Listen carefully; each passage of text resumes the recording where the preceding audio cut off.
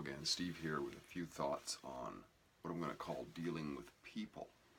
And this idea came to me as a result of being in a workshop yesterday to do with adult education. And during one of our discussions, what came to me was the idea of the horse whisperer versus the traditional horse trainer.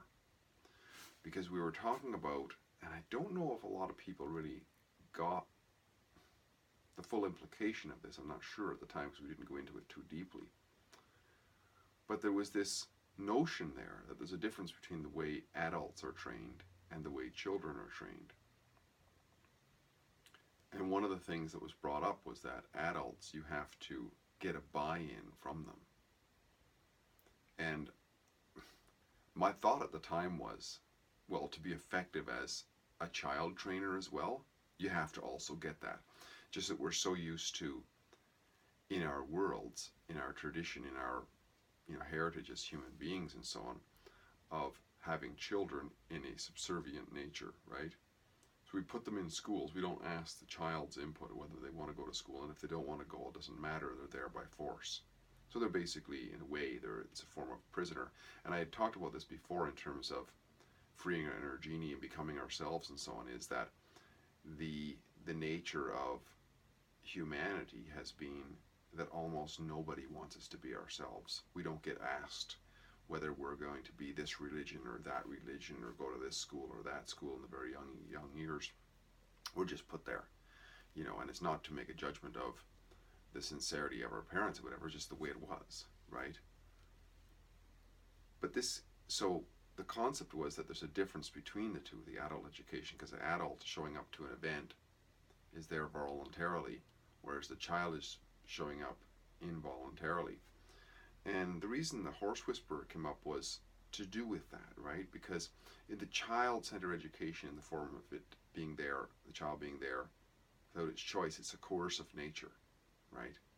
And everything is about inputting things into there by force, basically. It's not. In some severe cases, a friend of mine witnessed, there's actual physical beating, and we used to see this not long ago in our heritage as well, was the beating of children to not spare the rod and spoil them, right? Whereas you try that with an adult, and it doesn't work very well. They're certainly not gonna pay for the workshop. And I just watched this video because it came. I didn't know this for sure. But it came to me as an idea during this workshop, the idea of the similarity or the difference in approach from the horse trainer and the horse whisperer. And I just watched this video because I did a search and I wanted to be sure that I was on the right path, and it seems very close to it. The video I watched on YouTube, it's called The Real Horse Whisperer, Monty Roberts. And he talked about how he was kind of he grew up on ranches or whatever in the the flyover states of the U.S. way back when. Went back in a time when they used to have at rodeos wild horse riding, and they would go and they'd capture these wild horses in the plains of Montana and so on.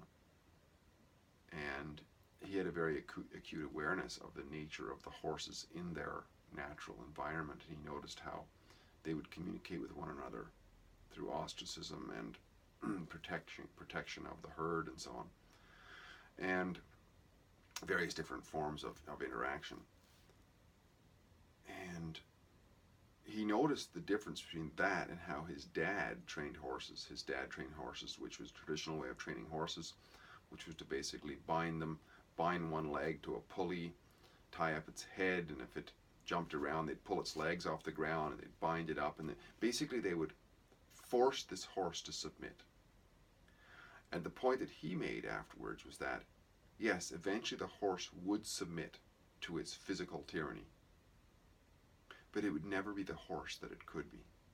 And I think that's what happens with us a lot of times too. We are forced into submission of being a certain way, but we're never the way we could have been. We never have our our true inner genie exposed, our inner genius fully exposed.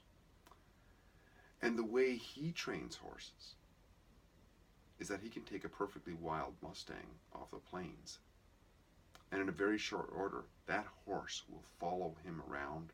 He can pet the horse. He can put a bridle on the horse And the horse, he can walk all around the pen and that horse will follow him. A previously wild horse, he doesn't bind the horse or whatever. He goes through a process of communicating with the horse in the same manner that the horses on the prairie communicated to one another, and they weren't scared of each other. They would communicate in certain ways to push each other away and to draw each other in. And this is what he would do. But basically what I'm saying is here, he was tapping into the true nature of the horse. And the horse became valuable, it came into him in a way. And I think this is important for us in terms of relationships and dealing with others, is to try to find the self-interest of others and appeal to that self-interest, just like Monty is appealing to the self-interest of the horse, and the horse is receptive to it eventually. And also in communication with ourselves,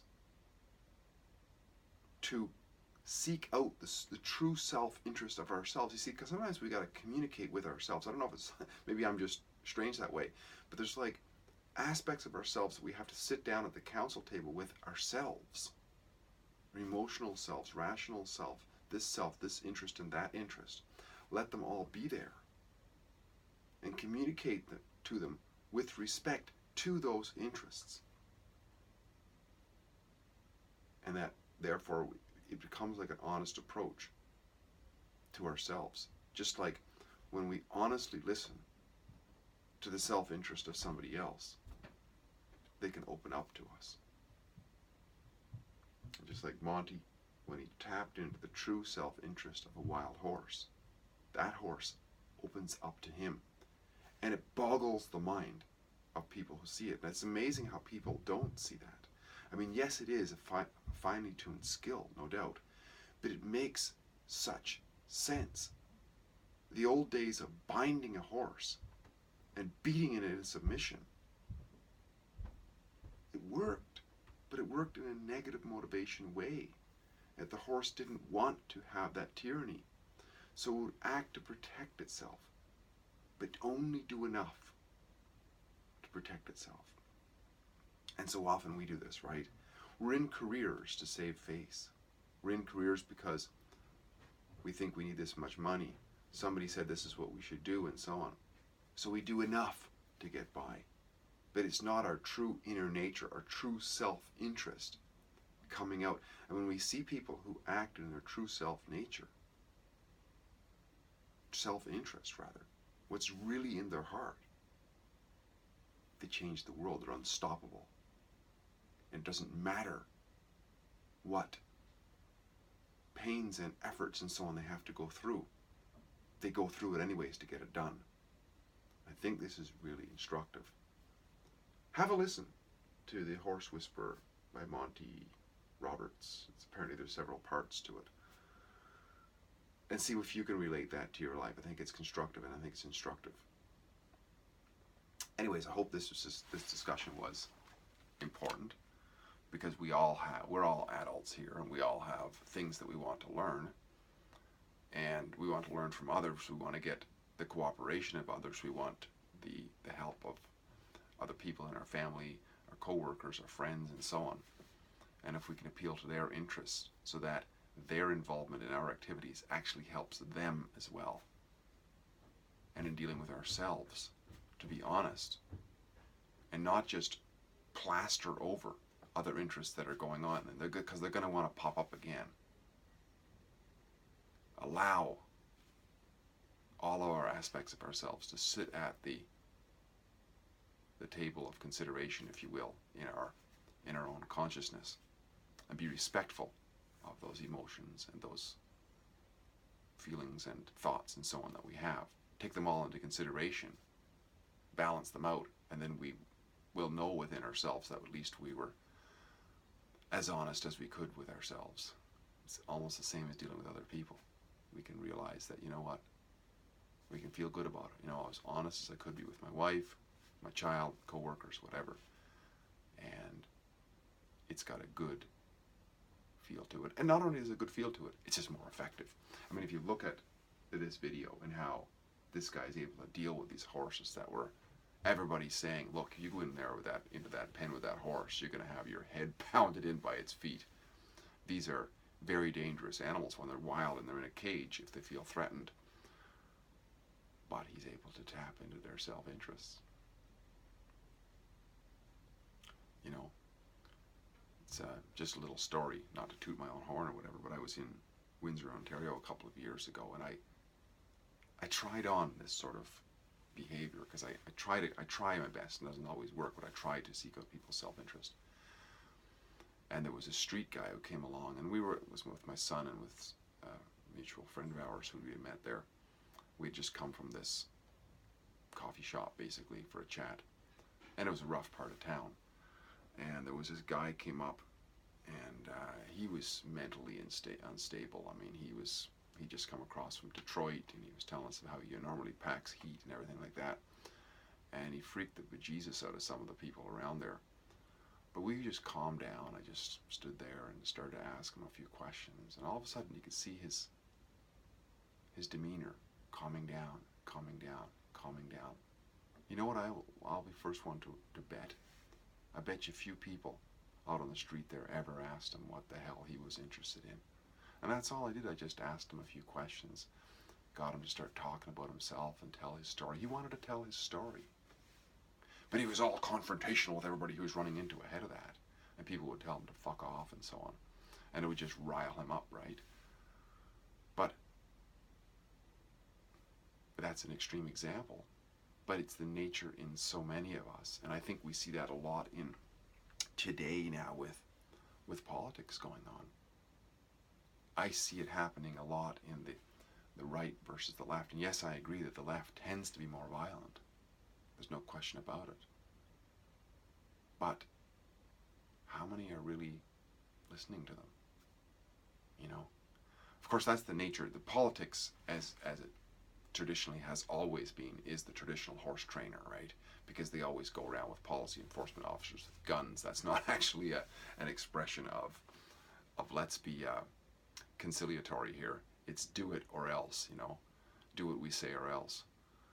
But I think it is important for our peace of mind and our effectiveness in the world with ourselves and becoming more ourselves and getting in touch with the real selves of others. Very constructive. I think we can learn a lot from the horse whisperers and the other whisperers who are out there. People who seek out the interest of the other or seek out the interest of themselves and be honest about it. Yes, I think we can learn a lot. Steve here again, great chatting. Talk again soon. Bye-bye for now.